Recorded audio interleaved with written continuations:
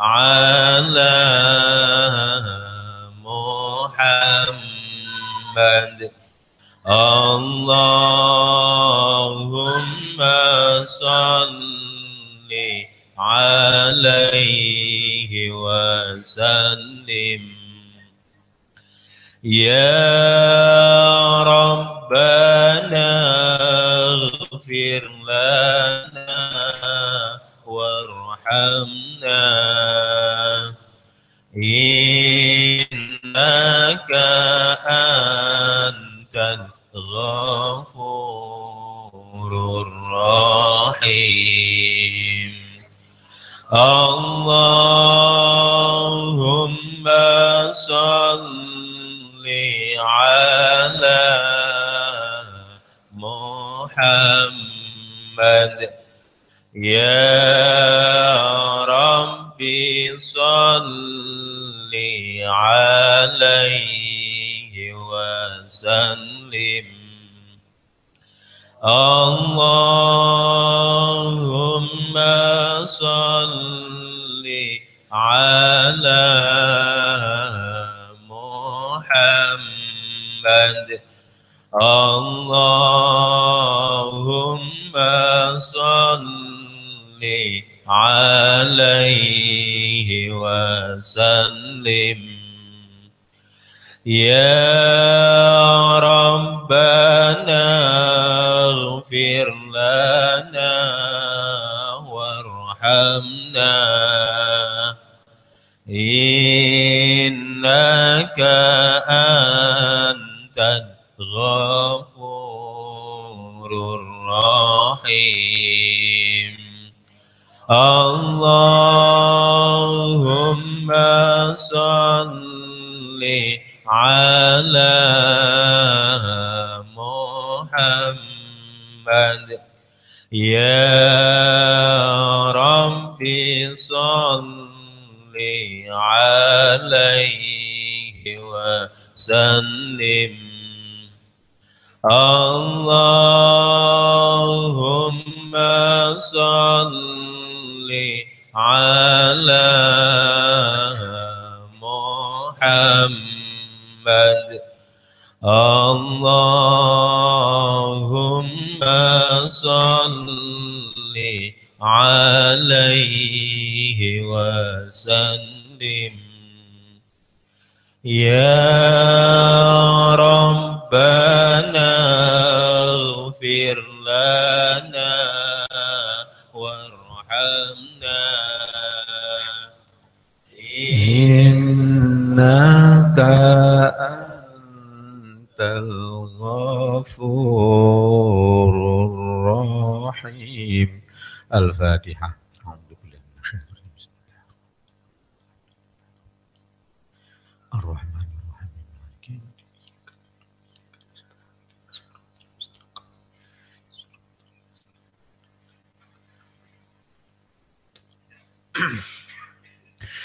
Allahumma sholli wa sallim ala Muhammad wa ala Muhammad alhamdulillahi rabbil alamin. Allahumma ighfir lana warhamna wahdina innaka antal ghafurur rahim. Rabbana la tuzigh qulubana ba'da idh hadaytana wa hab lana min ladunka rahmah innaka antal wahhab. Rabbana atina fid dunya hasanah wa fil akhirati hasanah wa qina adzabannar. Sallallahu ala Muhammad wa ala Muhammad.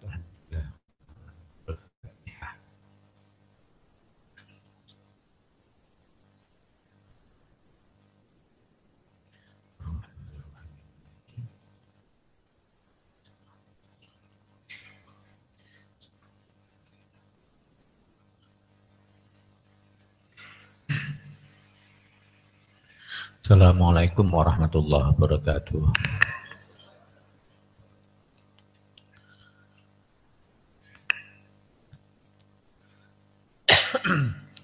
Alhamdulillah la haula wala quwwata illa billah wassalatu wassalamu ala Rasulillah Muhammad ibn Abdillah.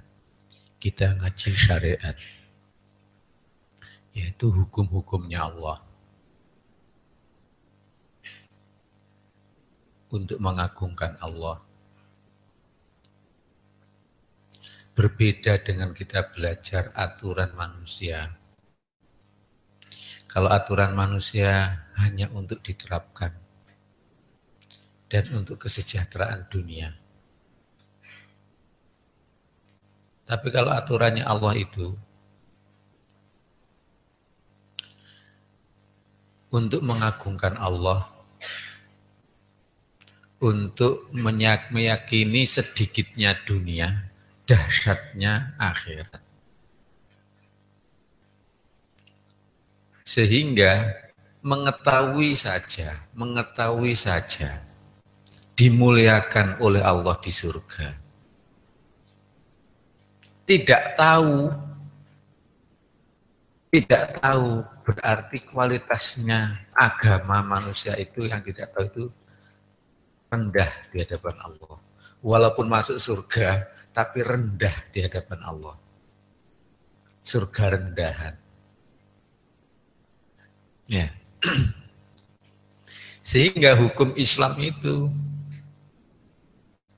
dihafalkan,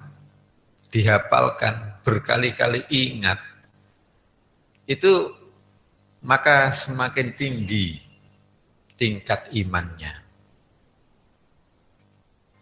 Jadi menghafalkan hukum Allah, walaupun sudah tahu, kemudian dihafalkan, itu semakin tinggi tingkatannya. Sebab semakin hafal itu akan semakin mengagungkan Allah dan mengecilkan dunia, memuliakan Allah, membesarkan akhirat. Ini beda dengan hukum biasa. Sehingga misalnya punya mantu yang hukum Allah, itu berarti agamanya bagus. Makanya pilih mantu yang paham dengan hukum Allah. Berarti akhiratnya mulia. Ya. Sebab tidak paham hukum Allah itu bagaikan orang buta. Orang buta. Misalnya ya, ngasuh anak. Kalau orang nggak tahu hukum Allah, mengasuh anak itu, anak dianggap anaknya sendiri. Padahal itu sangat membahayakan. Nggak boleh diaktekan anaknya sendiri, tidak boleh. Harus anaknya orang tuanya. Dan harus dididik pada anaknya itu. Kamu adalah anaknya itu. Kamu saya asuh. Gitu aja. Agama Islam itu agama hakikat, agama kenyataan. Ada pelanggaran, kemudian dihajar oleh Allah di dunia itu bagus, jangan sadar ya.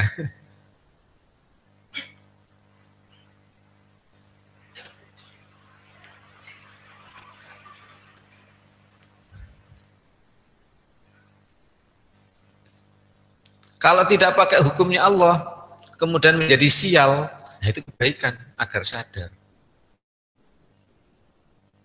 Ada orang ngambil anak, kemudian diakukan anaknya sendiri, maka menjadi sial asalnya punya rumah, punya mobil, mobilnya dijual, rumahnya dijual, ganti punya hutang tok yang banyak, bangkrut.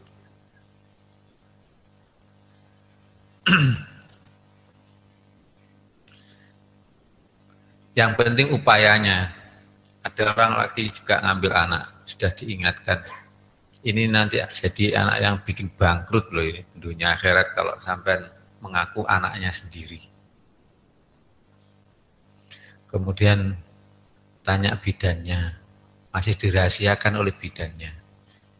Karena agar sepenuh hati merawat anaknya. Konsultasi lagi, maka dijawab, ya harus ditanyakan. Kemudian tanya, katanya bidannya, orangnya sudah tidak tahu namanya siapa, alamatnya mana. Namanya enggak tahu. Ya apa ini? anak diputus dengan orang tuanya. Seharusnya dia tetap silaturahmi dengan orang tuanya, tapi diputus. Memutuskan silaturahmi itu adalah apa? Suatu dosa juga. Terus ditekan terus harus tahu nama orang tuanya. Ternyata beberapa tahun kemudian, beberapa bulan kemudian, apa? Katanya bidannya sudah pindah, nggak tahu alamat bidannya. Waduh, yang ditanya saya nggak tahu. Ya sudah, gini aja solusinya. Pokoknya mau nulis akte itu nggak boleh ditulis orang tua angkatnya. Orang tuanya diganti ya, namanya laki-laki binti Abdullah gitu aja. Hambanya Allah gitu aja. Ya nggak tahu ya. Lah ibunya ya amatullah gitu aja.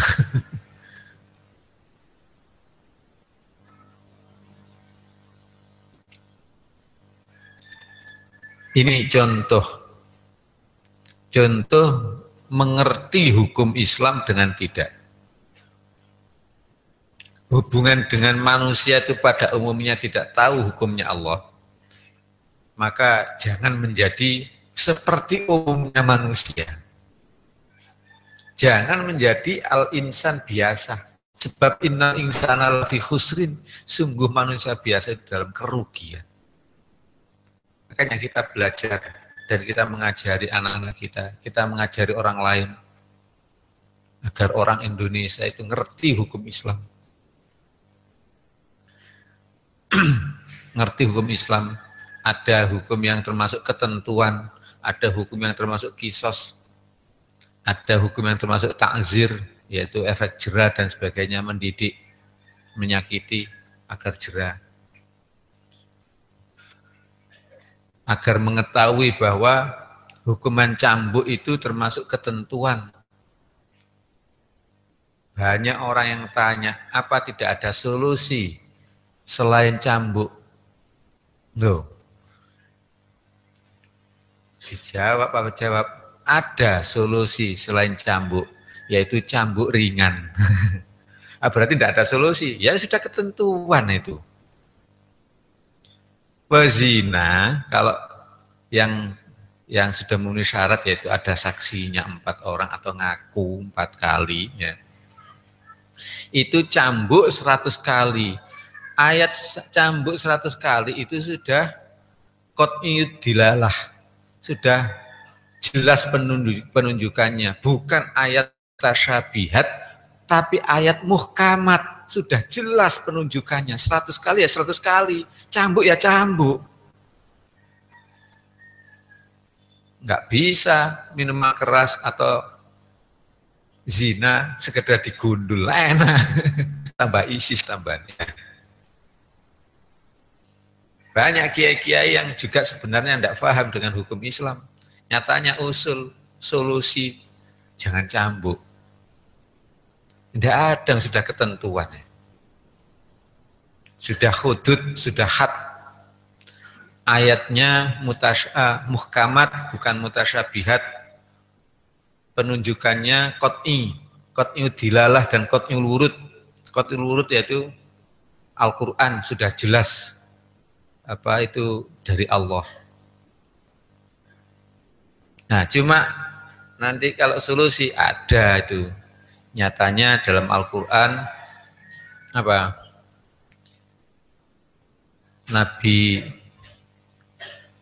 siapa? Nabi yang sakit itu Nabi Ayub itu sakit, kemudian berjanji, kemudian istrinya agak nakal, ya, gak mau merawat. Kemudian Nabi Ayub berjanji, nanti aku kalau sembuh, kau hai istriku akan kucambuk kamu. Ternyata sembuh, kasihan juga. Semua kiai, semua nabi itu mesti merasa kasihan pada istrinya. Tidak mungkin tidak.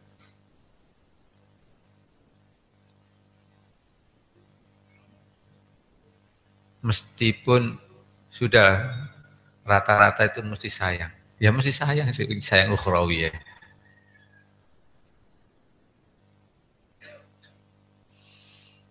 Nah itu ternyata sembuh apa? Kasihan, mau menyambut kasihan. Akhirnya tetap diingatkan oleh Allah, yaitu suruh nyambut saja walaupun dengan rumput. Ya, disambut dengan rumput.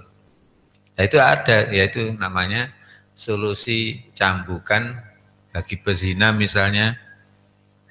Ya solusinya tidak dicambuk, berarti tidak dicambuk dengan keras, tapi dicambuk dengan ringan. Tapi tetap dicambuk, itu sudah ketentuan. Makanya paham dulu yang penting, paham hukum Islam itu aja.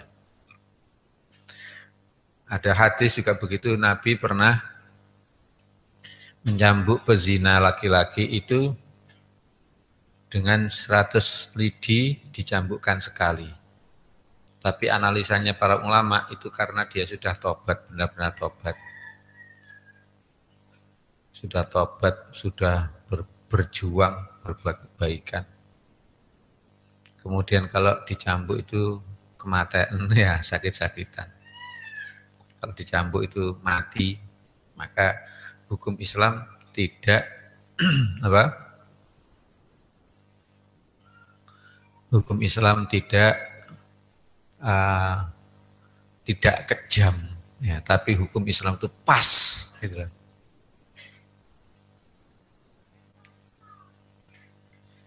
Apakah bisa dilaksanakan di Indonesia? Ya bisa loh. Bisa. Di Indonesia itu punya payung hukum agama itu pasal Undang-Undang 45 dan Dasar 45, pasal 29 ayat 2 itu, bahwa negara menjamin kebebasan penduduk untuk beribadat dan untuk memeluk dan beribadat menurut agama masing-masing. Enggak apa-apa. Misalnya itu cambukan, ya enggak sama sih dengan pidana. Ada cambukan hiburan, misalnya tinju. Tinju itu kan ya hiburan, olahraga itu, hiburan. Dengan aturan tinju, ya mesti aja wasitnya tidak boleh membiarkan yang dipukul sampai mati, boleh dengan aturan tinju. Dan di tempat tinju juga, di tempat tinju, tak boleh tinju di tempat biasa, terus apa, nggak ada yang ngatur. Kemudian dipimpin oleh ahli tinju, ya. Demikian juga apa cambukan tiban. Kalau di sini namanya ujung. Biasanya orang punya hajat atau orang minta hujan, katanya itu mitos minta hujan, itu mengadakan pertunjukan ujung atau tiban. Saling cambuk bawa rotan. 2 orang bawa rotannya, semuanya saling dibayar. Baik yang mencambuk maupun dicambuk dibayar. Dengan tabuhan musik apa? Kendang, tung tang, apa?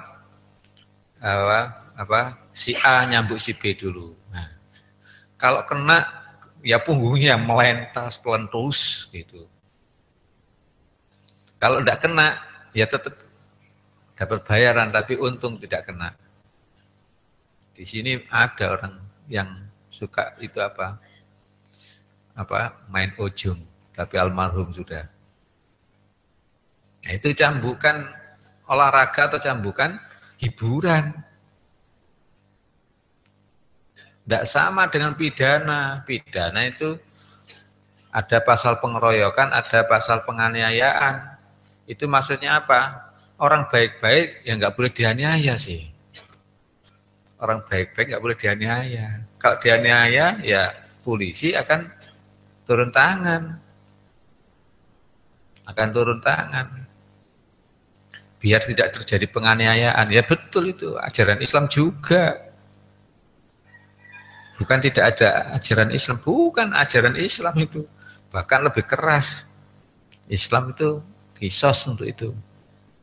Nah, demikian juga cambukan keagamaan ini. Cambukan keagamaan ini adalah orang yang kepingin tobat, dapat ampunan Allah, surga di akhirat, kemudian minta dicambuk. Atau apa yang menyaksikan ada 4 orang. Tapi zaman Nabi itu tidak ada kesaksian orang itu. Sebab menyaksikan itu tidak boleh CCTV, harus orang betul. Kalau CCTV itu nggak ada laki-laki, nggak ada perempuannya. Harus orang betul, manusia betul. Laki-laki 4 orang, kalau perempuan 8 orang. Dan itu menyaksikan pada waktu benar-benar zina. Benar-benar zina. Bukan hanya tumpuan saja. Nah, harus benar-benar zinanya. Nah, zaman Nabi tidak terjadi begitu, tapi mengaku pada Nabi 4 kali sebagai gantinya saksi. Sebagai gantinya saksi.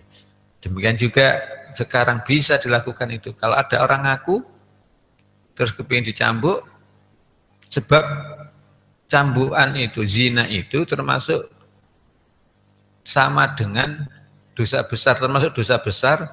Dosa besar itu sama dengan syirik. Kalau tidak ditobati di dunia sampai mati, tidak ditobati di dunia sampai mati, maka tidak diampuni oleh Allah. Lain dengan dosa kecil. Dosa kecil itu mati belum diampuni, tapi dia berbuat kebaikan-kebaikan itu, itu akan menutup dosa kecil. Akan menutup dosa-dosa kecil. Pahalanya kebaikan itu menutupi dosa kecil. Atau kalau misalnya mati masih ada dosa kecil, ternyata keluarganya itu punya sawah. Ini saya sedekahkan atas nama bapak saya. Bisa-bisa juga dikabulkan. Pokoknya bapak saya diampuni oleh Allah dosa-dosanya. Mudah-mudahan bapak saya diampuni oleh Allah. Allah Maha Kuasa, Maha Tahu. Ini saya sedekoi sawah 1 hektar. Mudah-mudahan bapak saya diampuni oleh Allah. Bisa. Tapi kalau dosa besar, enggak. Zina belum dicambuk di dunia juga permasalahan. Sudah, sekali lagi temanya adalah mengetahui hukum Islam itu ampunan Allah. Mengetahui hukum Islam itu kemuliaan di hadapan Allah. Paham hukum Islam itu lebih mudah untuk menjadi dakwah, untuk dakwah. Paham hukum Islam itu lebih potensi untuk masuk surga. Alhamdulillah.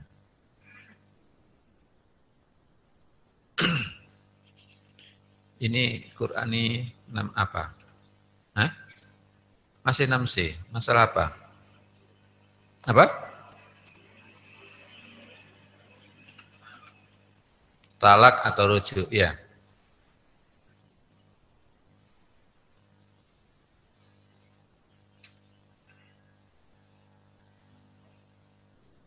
Talak. A'udzu billahi minasyaitonir rajim. Bismillahirrahmanirrahim. Wal mutallaqatu yatarabbasna bi anfusihinna thalathata quru. Wa la yakhullu lahunna an yaktumna ma khalaqallahu fi arhamihin.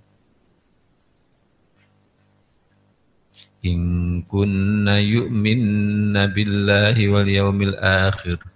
Wa bu'ulatuhunna ahaqqu biraddihinna fi dzalika in aradu islaha wa lahunna mithlu alladhi 'alayhinna bil ma'ruf walirrijali 'alayhinna darajah wallahu 'azizun hakim.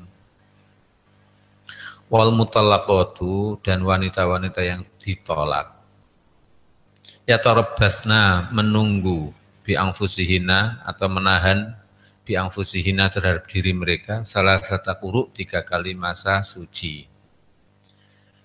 Sebenarnya quru itu artinya haid atau suci. Itu termasuk lafadz mustarak yang mengandung mengandung lebih dari 1 arti. Quru bisa berarti waktu datang bulan, atau bisa berarti suci.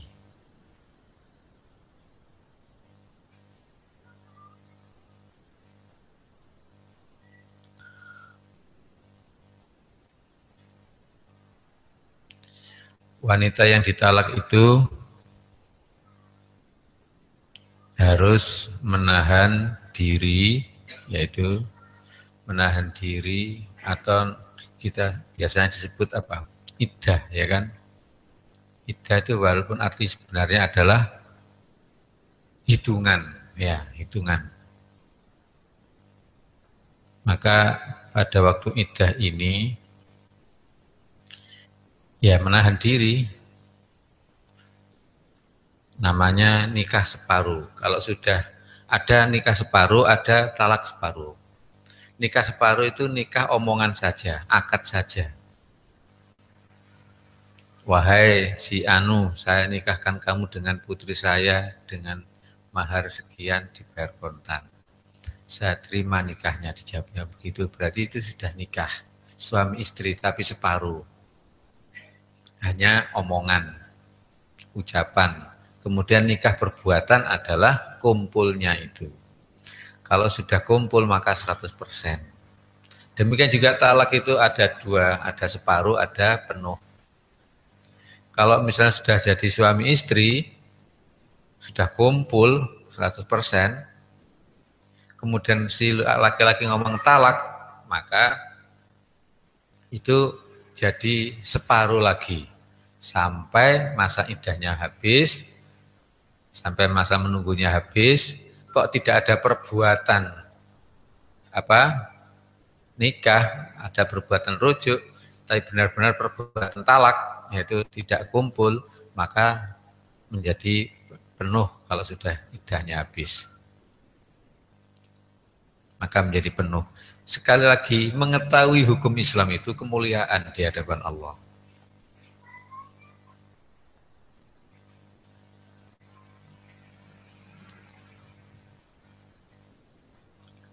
Banyak orang yang nggak ngerti setelah ditalak oleh suaminya kemudian pulang, ya ada yang malah keluar negeri kerja, loh belum kamu masih jadi istrinya separuh, ya belum. Aku sudah ditalak oleh suamiku, aku ya pulang ke rumah orang tuaku. Nah salah itu. Disitulah orang yang nggak ngerti itu. Kalau dia paham, maka dia merasa digoblok-goblokan oleh Allah, ya kan? Kadang-kadang orang tuanya juga nggak ngerti. Loh, anaknya itu loh jadi suaminya menantunya. Tapi anaknya pulang ke rumahnya kok dibiarkan. Katanya apa? Sudah ditalak. Masih jadi suami istri separuh, ya. Nah, disinilah banyak orang tua juga tidak tahu. Bagaimana minta dimuliakan oleh Allah. Dia tidak mau memuliakan Allah. Dia tidak tahu caranya memuliakan Allah. Ya kan? Dia tidak memuliakan oleh Allah, pada Allah. Kenapa tidak memuliakan Allah? Karena tidak tahu ilmunya. Ya sudah. Kenapa tidak tahu ilmunya? Karena tidak mau belajar. Makanya belajar begini kemuliaan dari Allah. Jangankan mengetahui, belajarnya saja kemuliaan.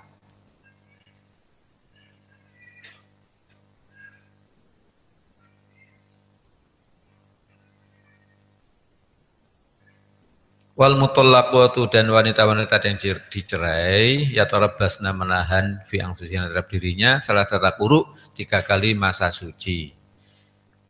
Di situ ada berarti masa suci, ada berarti masa datang bulan.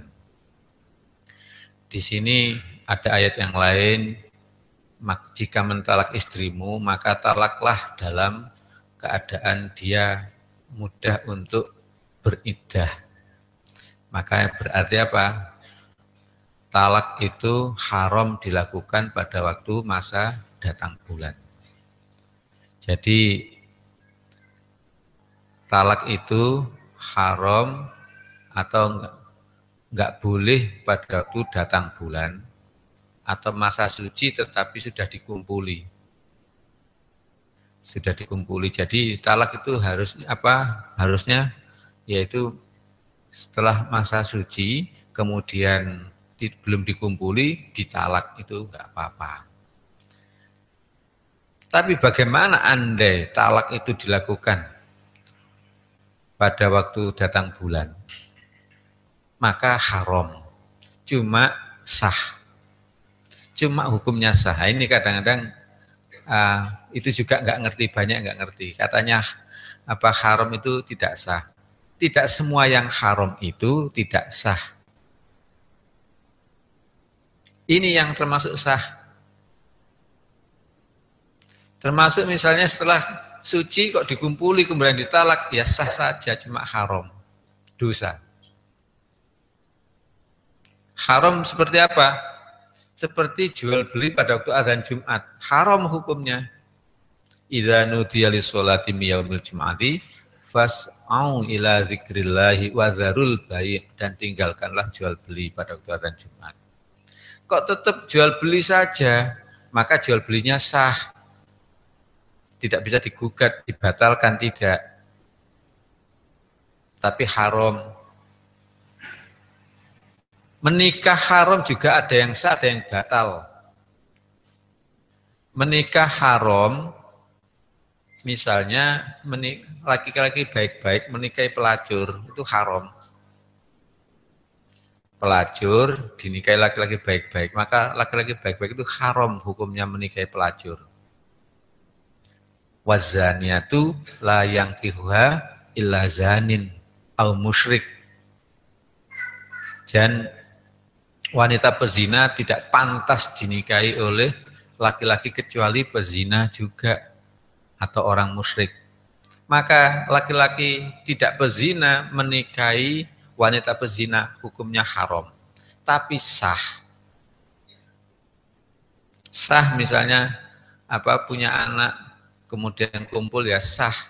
Boleh, anaknya sah juga, bukan anak zina. Haram tapi sah. Tapi laki-laki haram menikahi ibunya, itu haram dan tidak sah. Atau menikahi anaknya, atau menikahi apa? Menikahi saudara perempuannya, itu haram dan tidak sah. Kalau ada anak, maka anaknya zina. Tidak ada hubungan dengan bapaknya. Hubungan hukum. Ini, mengerti haram, mengerti sah tidak, itu loh sekali lagi, kemuliaan di hadapan Allah. Sudah gini aja, bayangkan misalnya sampean apa menuruti peraturannya Abah. Ya. Ya, menuruti peraturan Abah. Kan seneng tuh Abah, ya. Misalnya sampean tidak tahu peraturannya Abah yang dibuat oleh Abah, ya tentu saja sampean tidak bisa memuliakan, ya.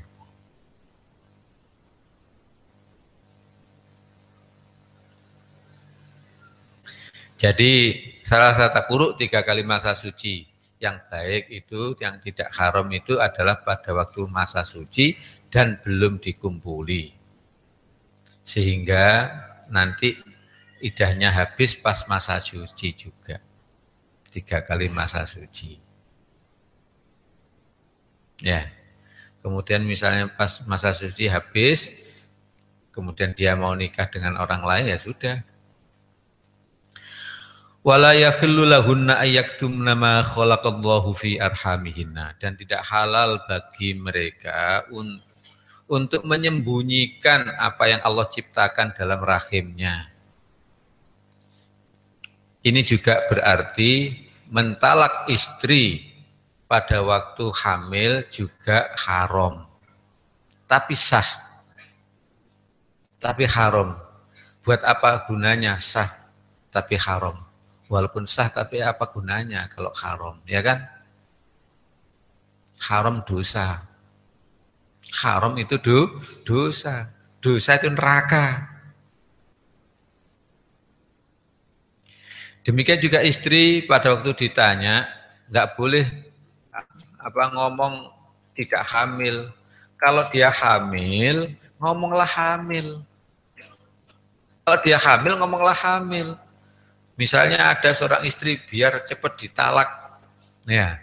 kemudian nggak ngaku kalau hamil, ya itu berarti dosa juga. Makanya tidak halal bagi wanita-wanita menyembunyikan apa yang Allah ciptakan dalam rahimnya, yaitu hamil. Kebelet pingin nang dicerai, kemudian ngomong tidak hamil. Ya.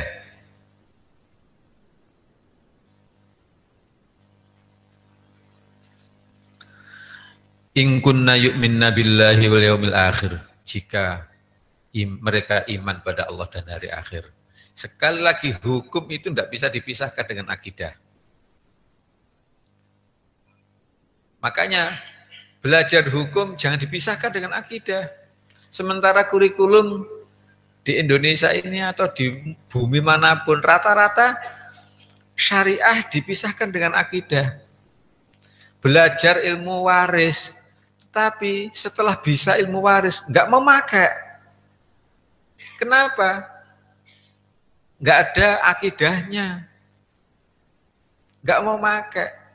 Pokoknya sepakat enggak apa-apa. Lah apa perintahnya Allah itu? Itu ya itu untuk keindahan saja. Lah gitu dah, subhanallah. Padahal ancaman itu setelah ayat waris itu adalah ngancam, itu aturan Allah. Jika taat pada Allah dan Rasulnya surga, kalau enggak taat neraka. Mengetahui bahwa syariah Islam itu tidak bisa dipisahkan dengan akidah, yaitu kebaikan juga. Makanya seharusnya pelajaran di Indonesia itu agama, ya sudah Al-Quran aja. Biar mengandung syariah dan akidahnya. MI, tafsir amali sampai khatam 30 juz. Sanawiyah, khatam lagi 30 juz. Aliyah, khatam lagi 30 juz. Nah sekarang, lulus aliyah saja tidak tahu hukum Islam, tidak pernah khatam memahami Al-Quran. Nah, kalau begitu pelajaran umum bagaimana? Pelajaran umum yang di UN kan saja, sudah. Nah, kalau gitu menterinya aja biar ngerti itu. Tidak hanya menteri saja, sampean harus ngerti itu. Ojo sembarang kalir diserah nonang gini menteri ini, ya diserah nonang presiden, sehingga bahkan ada yang kepingin merubah negara ya, merubah negara, enggak perlu dirubah sih, bisa dilakukan hukum cambuk itu bisa. Yang penting rakyatnya ngerti kabeh. Yang penting rakyatnya mengerti. Kalau rakyatnya mengerti, pasti diberi oleh Allah presiden yang ngerti juga. Presiden ini loh enggak bertentangan dengan Islam dari segi presidennya, enggak bertentangan dengan Islam.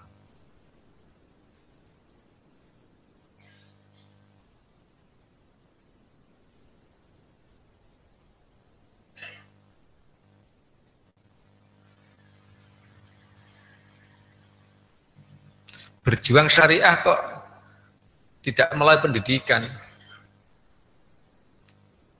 Ya sama dengan apa? Sepeda motor, mesinnya yang kurang bagus, ternyata selebornya yang catnya dibenahi. Ya. Catnya dibenahi, dicat ulang, cat selebornya. Padahal mesinnya yang kurang sip. Ya mesinnya aja dulu.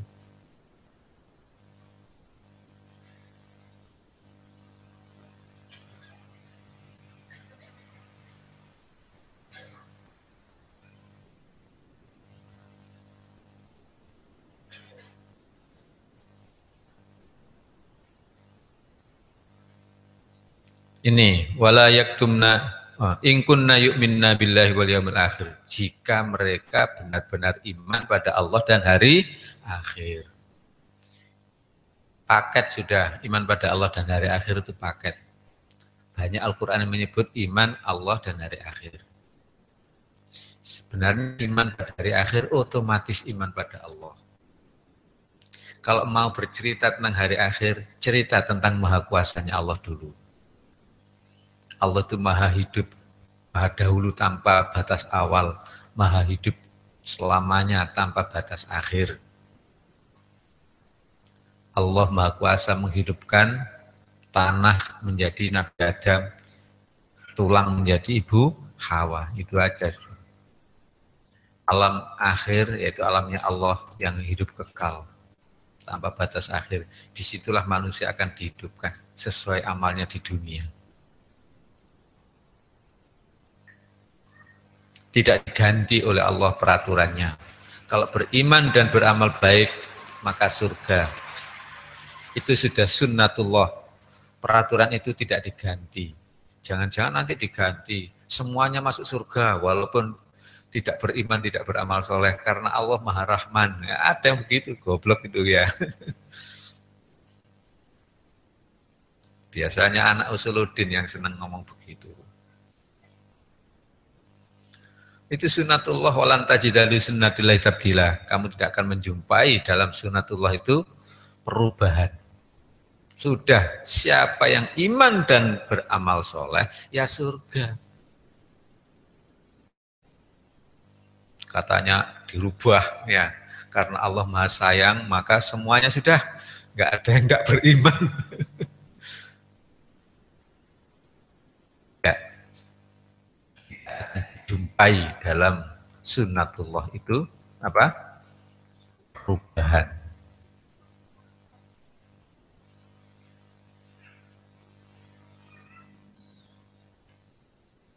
Makanya sebenarnya belajar hukum Islam itu ya sejak kecil seharusnya. Seharusnya belajar hukum Islam itu adalah mulai usia 7 tahun sampai balik. Itu belajar hukum Islam. Mulai balik sampai usia nikah sudah belajar thoriqoh. Mulai usia nikah sampai 50 tahun hakikat. Mulai usia 50 tahun sampai mati itu makrifat seharusnya. Tapi banyak orang sudah usia 50 tahun nggak paham syariatnya. Ya tobat, ya ngaji sekarang ini.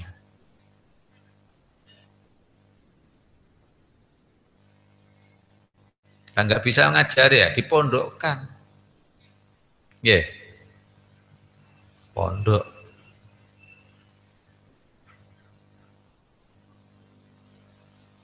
Atau ya guru apa atau madrasah ibtidaiyah diminta agar mengajarkan syariat Qur'ani, fikih Qur'ani. Ojo akeh-akeh pelajaran umum di MI itu hanya 3 saja, matematika, bahasa Indonesia, dan IPA.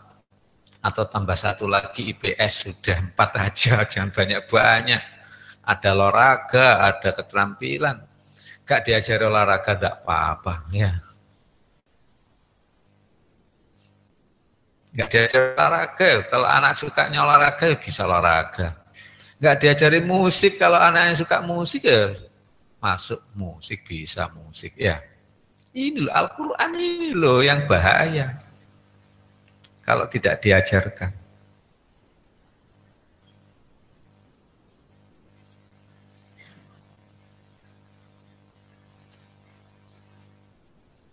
Ada sekolah yang hanya mengajarkan itu, akreditasinya juga A, paling baik.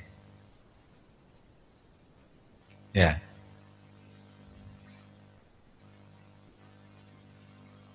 Minimal usul. Jangan banyak-banyak pelajaran umum itu. Jangan banyak-banyak. Paling banter IPS gitu aja sudah. Jadi 4. Sebenarnya nggak usah IPS juga tidak apa-apa. Ya. Dulu waktu MI saya dulu diajari itu juga. Oh, pinter-pinter. Siapa Menteri Pendidikan dan Kebudayaan? Katanya itu enggak guna. Sekarang saja enggak berguna ya. Sekarang saja enggak berguna, apalagi nanti di akhirat. Nah, inilah perjuangannya kita. Ini perjuangan kita. Kalau terpaksa masih ada, ya berarti tambahlah pelajaran Al-Quran. Ayo berjuang bersama Abah, dukung Abah, doakan Abah.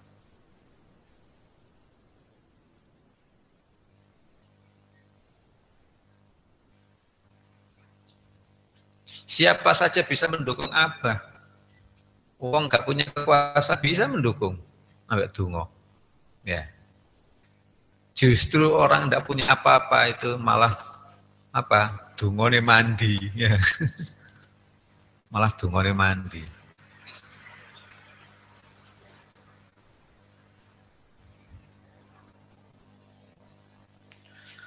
Wa bu'ulatuhunna ahaq biratihinna fi dzalika in aradu islaha. Dan suami-suami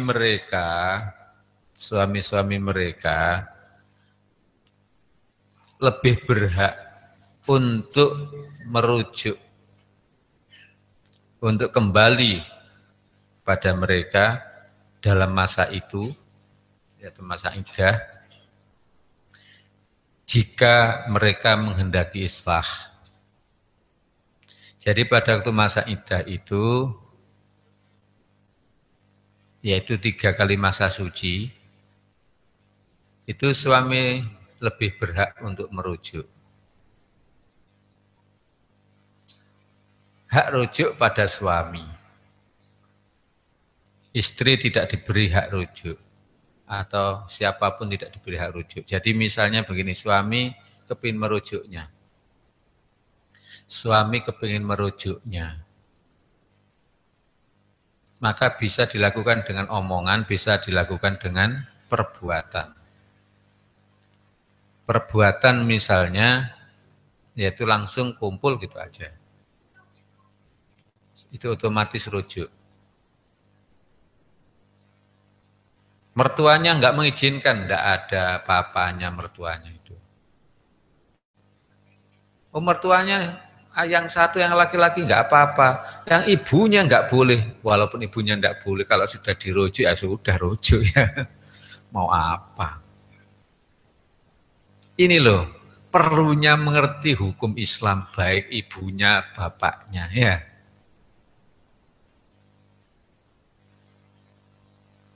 Nah, kamu sudah ditalak, wes sudah, jangan mau dirujuk. Gak tak rida, no, gak halal.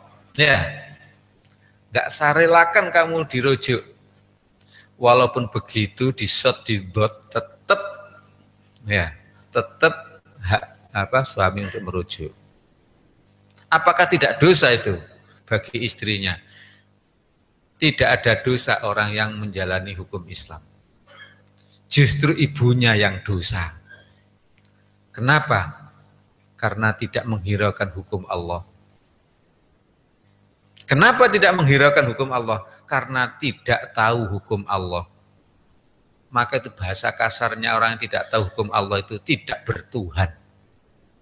Sebab tidak memakai aturan Tuhan. Yaitu namanya tidak bertuhan. Banyak orang yang tidak bertuhan, ya. Makanya kewajiban kita agar orang-orang itu bertuhan, yes. Ojo dilok netok, jangan hanya diolok. Ngantuk tah? Enggak toh? Enggak. Hah? Oh ya. Mendengarkan ya.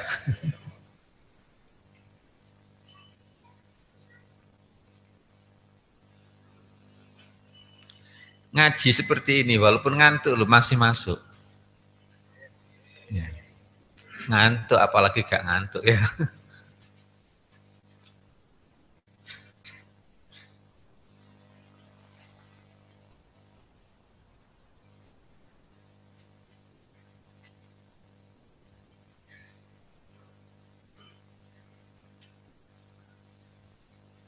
In aradu islaha, jika suami itu menghendaki islah, menghendaki perdamaian. Berarti menghendaki perdamaian. Bagaimana kalau niatnya itu niat mulosoro, niat menyakiti, maka ya tetap sah rujuknya, tapi haram di hadapan Allah. Kalau niat menyakiti, maka yang tidak haram adalah niat islah, niat perdamaian. Yaitu suami mau mengalah, istri juga mau mengalah. Islah itu intinya adalah mengalah, melepaskan sebagian haknya. Melepaskan sebagian haknya. Itu islah.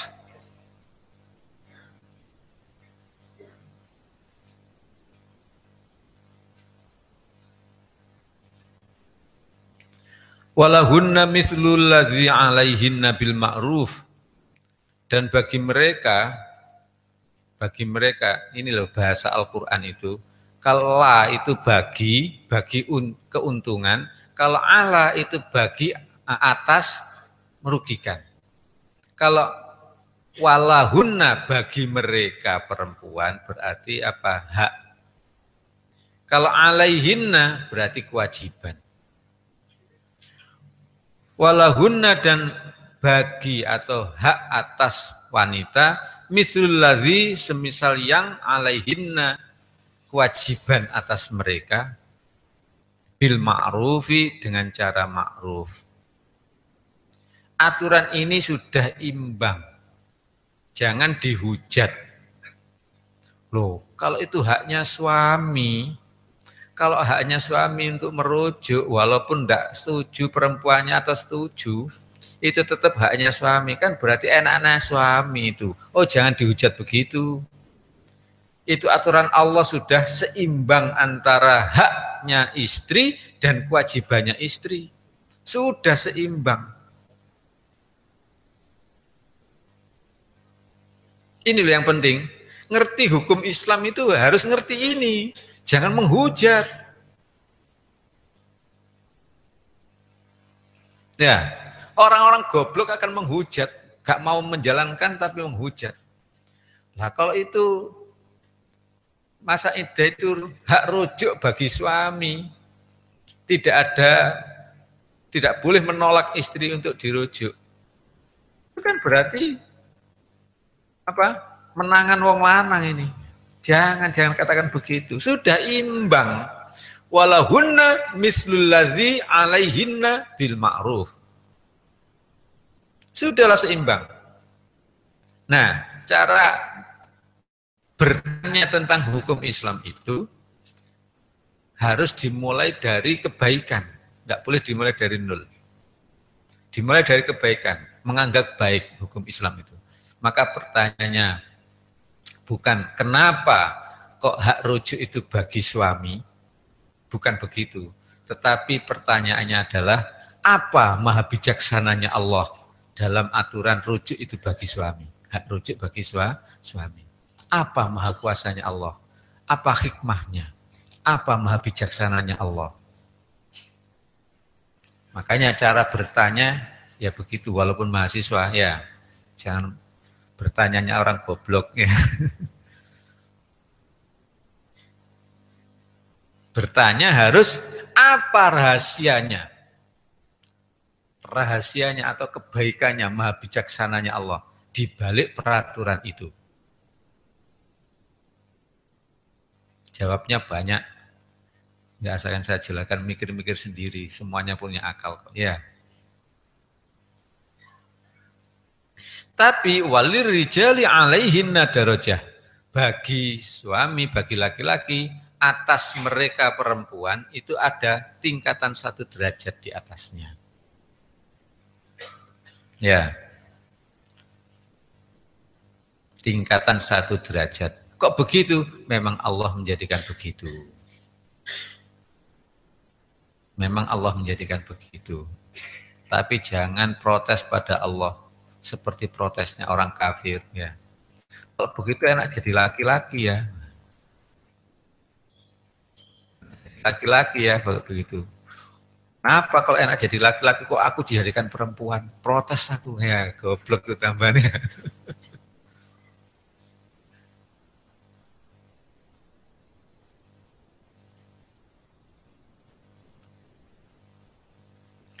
Kalau jadi laki-laki maka wajib memberi nafkah, wajib berjuang, wajib keluar, ya kan? Kalau jadi perempuan cukup di rumah saja. Ya.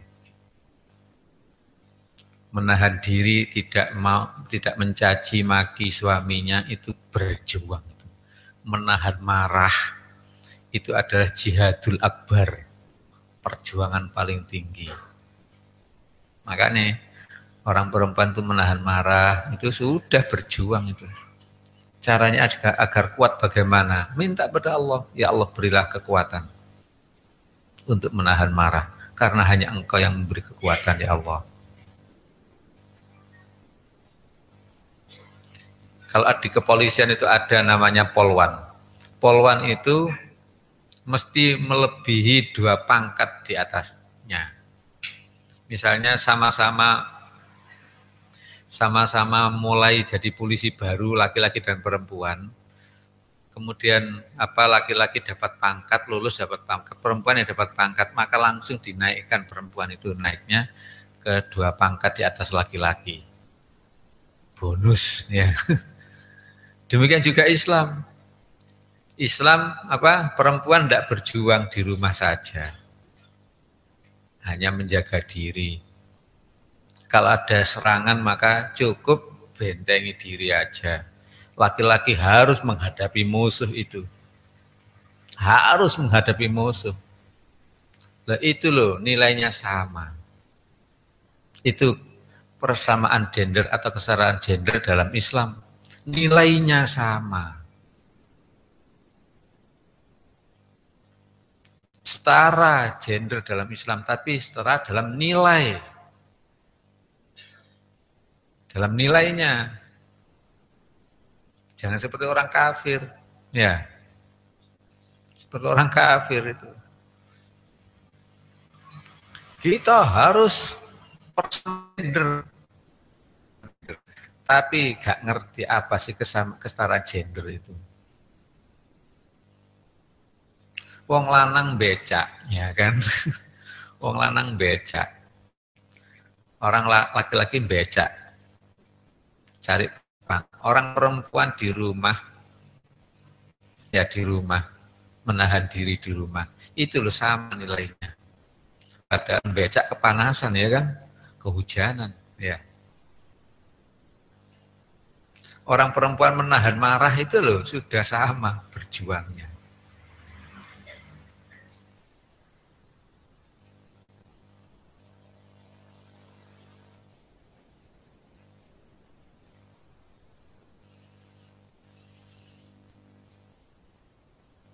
Walirijali alaihinna darajah, dan bagi laki-laki atas perempuan 1 derajat di atasnya.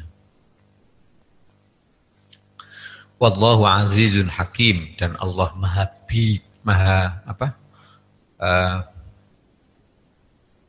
maha perkasa untuk mengazab, tapi lagi maha bijaksana siapa yang diazab. Sudahlah hukum Allah itu dibuat oleh yang maha bijaksana, hakimun maha bijaksana.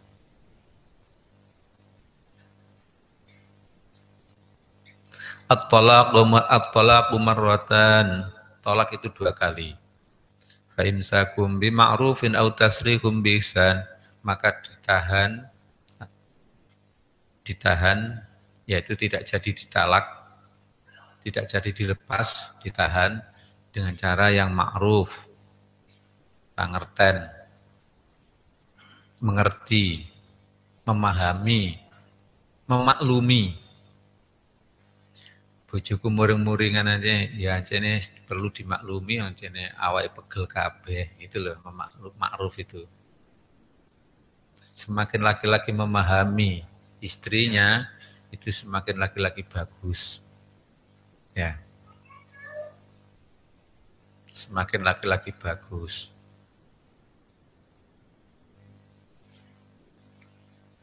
Semakin laki-laki siap untuk menahan, tidak jadi talak, tidak jadi dilepas, tapi juga siap melepaskan, itu semakin bagus.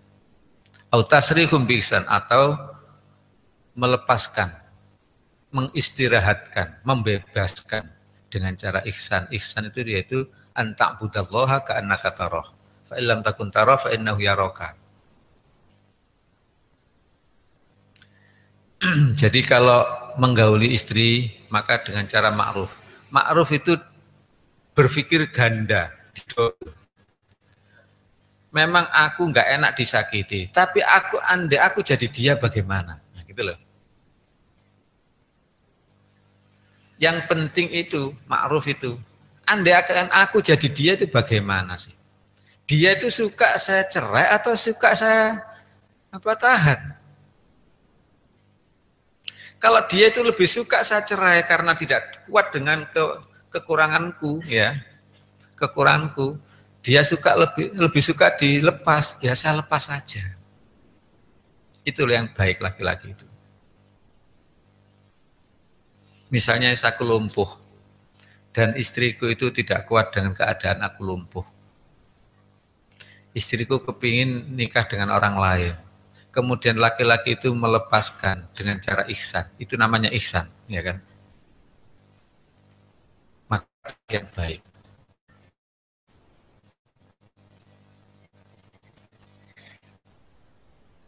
Tapi jadi laki-laki baik itu enggak gampang, ya. Kadang-kadang saya tanung Anda nih, membisiki, pada waktu jayanya kamu mau kamu nikahi. Sekarang kamu puret, dia tidak mau dinikahi, ya. Cari enaknya saja, habis manis sepah dibuang, ya. Itu bukan bisikan yang baik, ya. Itu bisikan jahat. Makanya mengerti hukum Islam itu mudah-mudahan jadi benar-benar jadi orang baik.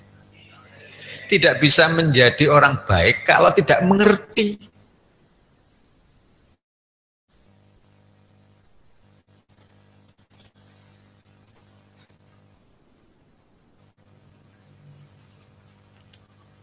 Fa imsakum bima'ruf au tasrihum biihsan, yaitu ditahan dengan cara ma'ruf, memaklumi, ya kan? Atau dilepas dengan cara ihsan. Ihsan yaitu ingat Allah. Atau dengan cara baik, gitu aja. Laki-laki yang baik itu begitu. Kalau tidak tahu ilmunya, pasti ngomong begini, aku cinta kamu, walaupun tetap kamu harus jadi istriku. Tak bunuh kamu kalau tidak mau jadi istriku. Ya itu. Itu bukan laki-laki yang baik itu.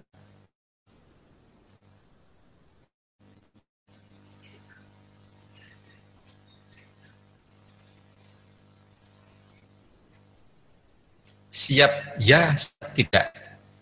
Siap berangkat, siap tidak. Siap menahan, siap melepas.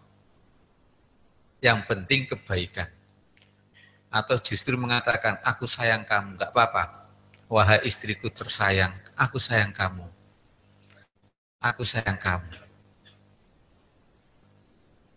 Kalau misalnya minta cerai, ya sudah saya turuti karena aku sayang kamu. Gitu loh, ya.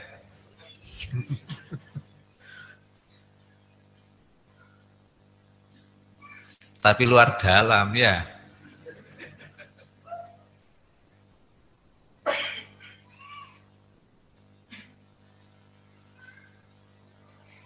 Atau tidak kulepas kamu karena aku sayang kamu.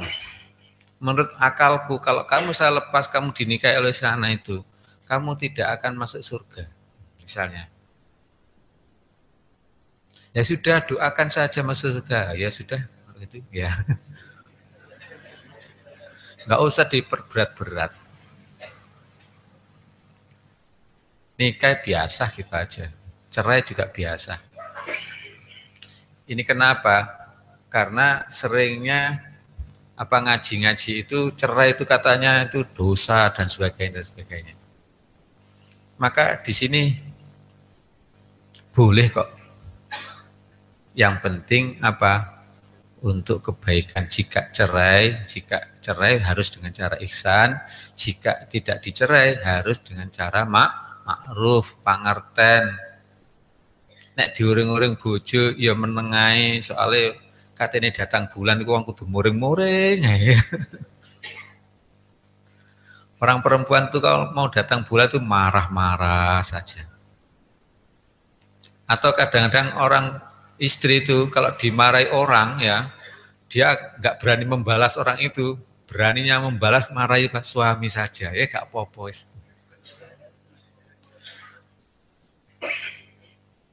Misalnya dia jualan ya, kemudian dimarahi oleh pembelinya, sampai ini gimana? Nggak berani membalas ya, nggak berani membalas. Kalau membalas memarahi pada orang lain diantem ya. Beraninya hanya membalas pada suaminya ya. Rata-rata perempuan begitu. Suami yang seharusnya dimuliakan, disanjung-sanjung, tambah dipakai apa? Balasan doa ya. Nah? Ya sudah dengan cara ma'ruf. Wala yakhillu lahunna an ta'khudhu mimma ataitumuhunna syai'an. Dan tidak halal bagi kalian laki-laki untuk mengambil dari sebagian apa yang telah kamu berikan pada mereka perempuan sesuatu pun. Enggak boleh diundat-undat. Pokoknya pada dasarnya atau hukum dasar, hukum asal, dalam hal urusan harta, laki-laki harus luman. Yang sudah terlanjur diberikan tidak boleh diungkit-ungkit.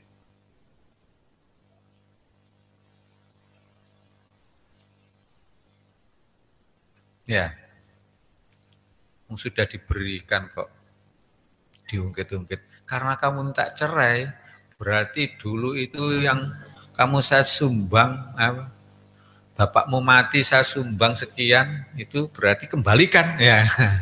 Nah, ini bukan laki-laki baik ini. Sudah terlanjur diberikan, jangan diungkit-ungkit. Memang pada dasarnya urusan harta itu laki-laki memberi, perempuan menerima.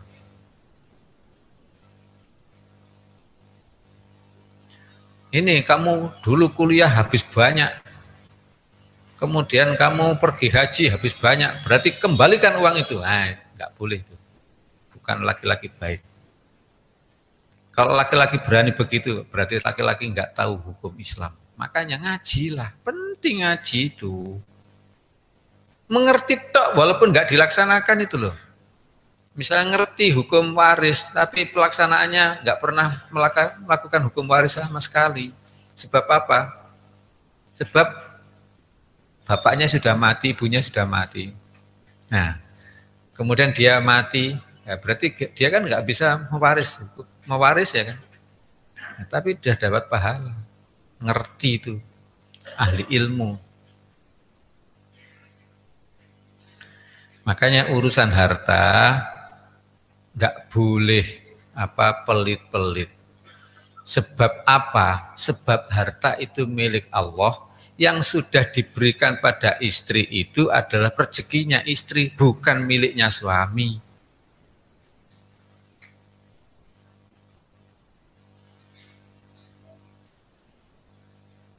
Jangan-jangan suami ini nanti nggak adil. Nah, itu serahkan suami aja.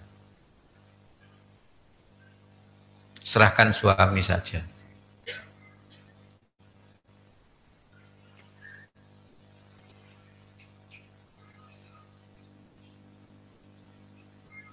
Kalau enggak kuat menyerahkan suami, ya sudah enggak apa-apa. Berarti enggak kuat menjalankan hukum Allah, minta cerai enggak apa-apa. Tapi namanya orang perempuan tidak minta cerai namanya, menebus dirinya. Ke pengadilan, menebus dirinya. Dulu saya maharnya 100.000, saya kembalikan ini maharnya 100.000. Ya. Yang dikembalikan maharnya 100.000. Menebus dirinya. Maka si istri yang menebus dirinya 100.000 tadi enggak dosa, si suami yang menerima 100.000 juga enggak dosa, si Pak Hakim yang memutuskan menjadikan putus pernikahannya juga tidak dosa. Sudahlah, tidak dosa semuanya. Jadi cerai atau minta cerai dari istri itu semuanya tidak dosa selama dilakukan dalam koridor, dalam aturan Islam.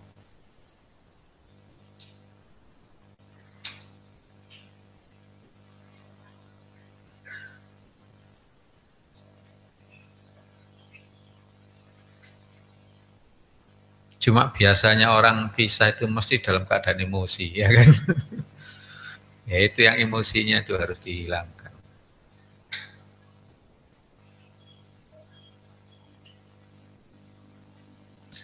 Illa ayyakhafa alla yuqima hududallah. Kecuali apabila keduanya takut bahwa tidak bisa menjalankan hukum-hukum Allah, ketentuan Allah.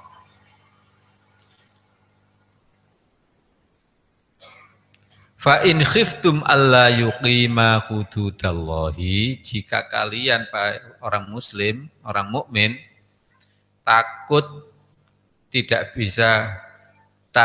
bahwa keduanya tidak bisa menjalankan hukum-hukum Allah. Ya. Misalnya si istri merasa tidak diperlakukan dengan adil dan tidak kuat. Misalnya sehingga tidak bisa menjalankan hukum Allah namanya. Fala junaha alaihima fi maftadat bihi. Maka tiada dosa atas keduanya, baik suami atau istri, dalam apa yang perempuan itu menebus dirinya. Jadi mengembalikan maharnya. Sudah Pak Hakim ini maharnya dulu 100.000, saya tebus diri saya karena alasannya tidak bisa menjalankan hukum Allah. Itulah yang akhlak yang bagus. Saya tidak kuat itu diperlakukan tidak adil. Misalnya, atau tetap saya menuduh diperlakukan tidak adil terus, daripada begini sudah saya tebus. Maka tidak apa-apa, tidak dosa. Fala junaha, maka tiada dosa alaihima atas keduanya fi maftadat bih, dalam hal apa yang istri menebus dirinya. Tilka hududullahi, itulah hukum-hukum Allah. Mudah-mudahan kita paham itu hukum Allah. Fala ta'taduha, maka jangan melampaui batas padanya.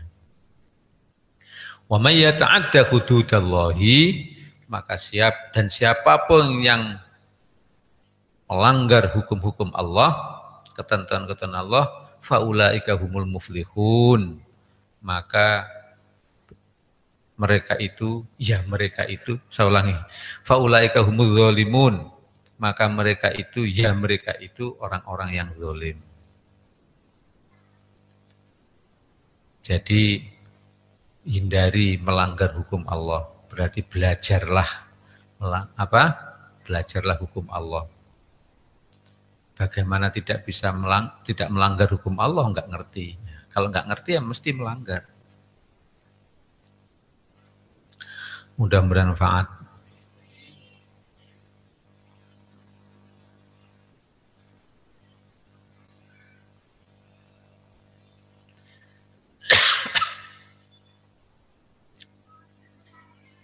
Bahaya loh jadi orang zalim. Bahaya jadi orang zalim. Ini kadang-kadang orang itu enggak ngerti bahayanya orang zalim itu, sehingga tidak mau belajar hukum-hukum Allah. Maka kita harus takut, kita berusaha takut menjadi orang zalim. Sebab orang yang zalim itu tempatnya neraka. Alhamdulillah. Al-Fatihah.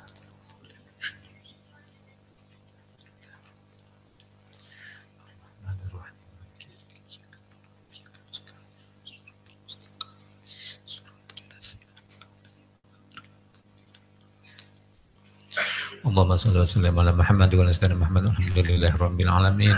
Allahumma ighfir lana warhamna wahdina innaka antal ghafurur rahim. Rabbana la tuzigh qulubana ba'da idh hadaytana wa hab lana min ladunka rahmah innaka antal wahhab. Rabbana atina fid dunya hasanah wa fil akhirati hasanah wa qina adzabannar. Sallallahu ala Muhammad wa ala sayyidina Muhammad alhamdulillahi rabbil alamin. Al-Fatihah.